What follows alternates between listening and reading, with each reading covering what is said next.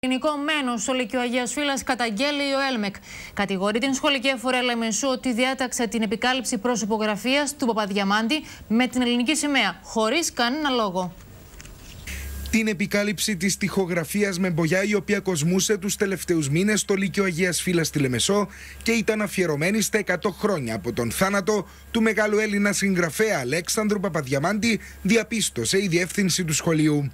Το έργο ήταν δημιουργία μαθητών και καθηγητών του Λυκείου και απεικόνιζε προσωπογραφία του λογοτέχνη, γνωστού και ως Αγίου των Ελληνικών Γραμμάτων, τοπίο από την γενέτειρα του Σκιάθο και την ελληνική σημαία, ανέφερε ο πρόεδρος της ΟΕΛΜΕΚ, Δημήτρης Ταλιαδωρός. Εξοργίζει κάθε εκπαιδευτικό μια τέτοια εικόνα και απορούμε αν είναι με εντολή της σχολικής εφορίας Λεμεσού που διαπράχτηκε αυτό το ανοσιουργήμα, διότι περί ιεροσυλίας και ανοσιουργήματος θα μπορούσα να το χαρακτηρίσω.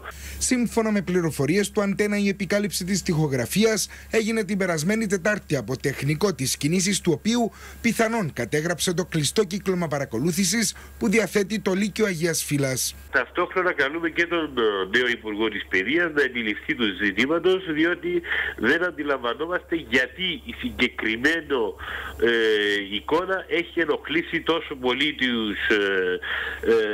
τους δικούντες στη σχολική εφορία της Λεμεσού, ούτως ώστε καλοκαιριάτικα διέταξαν την απάλληψη του συγκεκριμένης εικόνας. Ο Αντένα επικοινώνησε με τον πρόεδρο της σχολικής εφορίας Λεμεσού, Νίκο Καυκαλιά, ο οποίος δήλωσε άγνοια για το περιστατικό. Όπως πληροφορούμαστε, η διεύθυνση του σχολείου ζήτησε επανειλημμένα τη βοήθεια των τεχνικών υπηρεσιών της σχολικής εφορίας Λεμεσού για να διαγράψει υβριστικά συνθήματα από τους τοίχους του Λυκείου, ωστόσο δεν βρήκε ανταπόκριση. Ηλικιωμένη 90 ετών και η αλλοδαπή φροντίστριά της